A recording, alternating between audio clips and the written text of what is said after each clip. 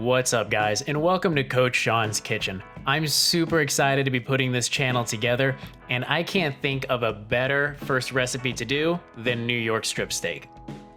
So the first thing I'm gonna do is take a paper towel and blot off a lot of this extra moisture before I grab my knife and run around the outside and clean up a lot of these edges.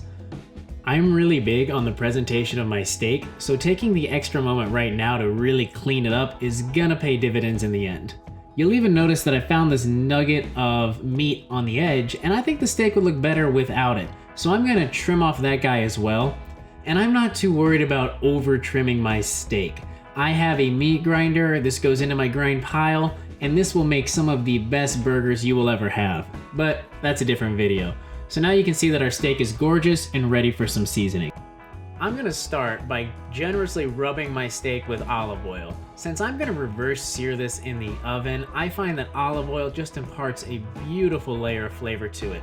So I'm gonna liberally rub it on there, realize I left a little flap of fat on the side of it, spin it around, grab my knife, trim it up, and now we're back to having an absolutely gorgeous steak. So I'm gonna go ahead and reach for my favorite salt, pink Himalayan sea salt. And the reason I choose this is because it tastes better. It's a fantastic salt. Spend the money, guys. So I'm gonna put a good layer of salt on both sides of this steak and even around the outside edges.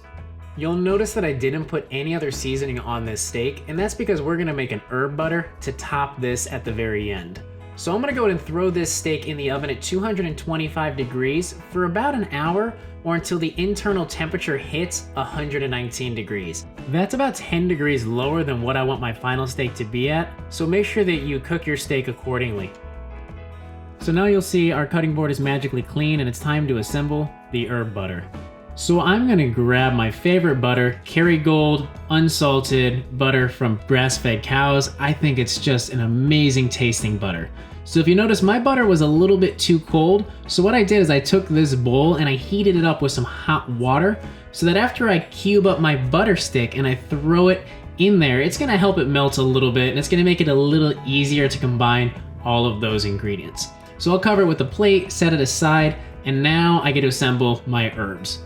What I'm looking for is 3 tablespoons of minced herbs. So what I had in my fridge was a little bit of oregano, thyme, and rosemary.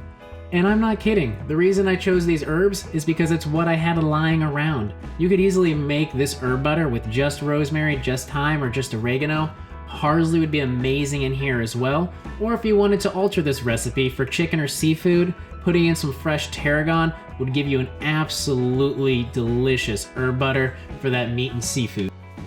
So once I've got all of my herbs picked and I've got about 3 tablespoons sitting there, I'm gonna run over this with my knife and I'm just gonna give this a really good but rough chop. Once I'm done with that, I'll push it to the side of my board and then I'll get my favorite ingredient, garlic. Now, I absolutely love the taste of garlic in an herb butter. So what I'm gonna do is I'm gonna give these guys the old smash, and then I'm gonna peel the skin off of them. And then to get a really pronounced garlic flavor, I'm gonna run over them with the microplane. This is one of my favorite tricks for cutting up garlic. So I'm just gonna rub it down there until I can barely hold on. I don't need to go all the way down to the nub. And I'm gonna do that with all 4 cloves. And you'll see with a quick little smack, I have a beautiful puree of garlic there. So I'll push it over to the side of my board, realize it stuck to my knife, it's stuck to my thumb, we'll wipe it down. I can lick a little garlic off my thumb.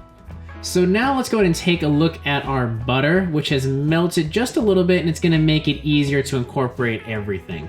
So let's go ahead and scoop our herbs and garlic into our butter.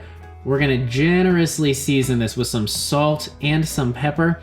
And then I like to add a little bit of acidity as well. So I'm gonna cut off just the end of a lemon and I'm gonna squeeze it until I get about a tablespoon of lemon juice in the bowl or all over the board, whichever works for you. After that, I'm gonna begin mashing this. Now, here's the secret, there's no easy way to do this. Just take your fork and keep pushing against the side of the bowl.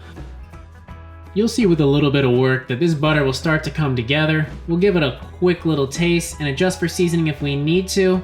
Mine was tasting just about right, so I'll go ahead and set it to the side. So as you guys know, I'm a big fan of presentation, and I want my garlic herb butter to look amazing. So I'm gonna set out a piece of saran wrap, put my butter in the middle, and this is gonna help me form it into a butter log.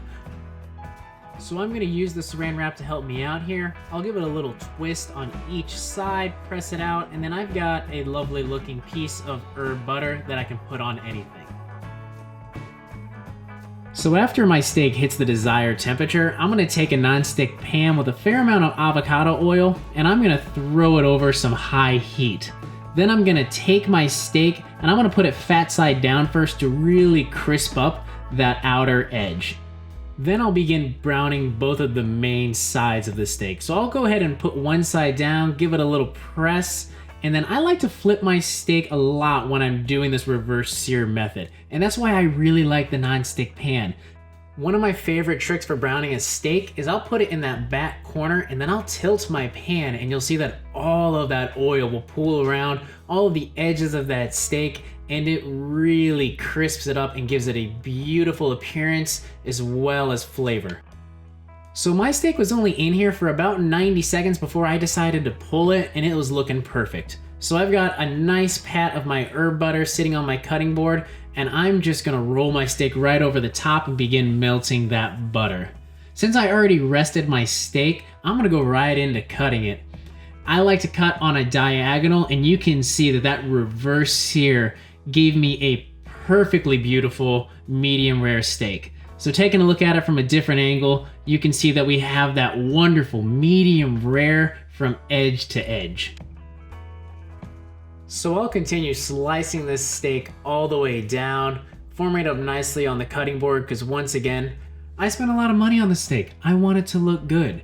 So after I've got it all arranged on the cutting board, what I like to do is I like to come back with a little bit more of that herb butter, and I like to tear off a little corner of it and put it in between each one of those slices of meat. Now, every single bite is gonna be infused with a good amount of seasoning.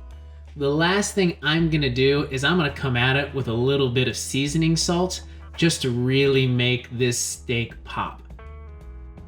So this is how I like to prepare a steak, and I will take this steak over any one that I've had from a restaurant. It is an absolutely fantastic version of one of my favorite meals.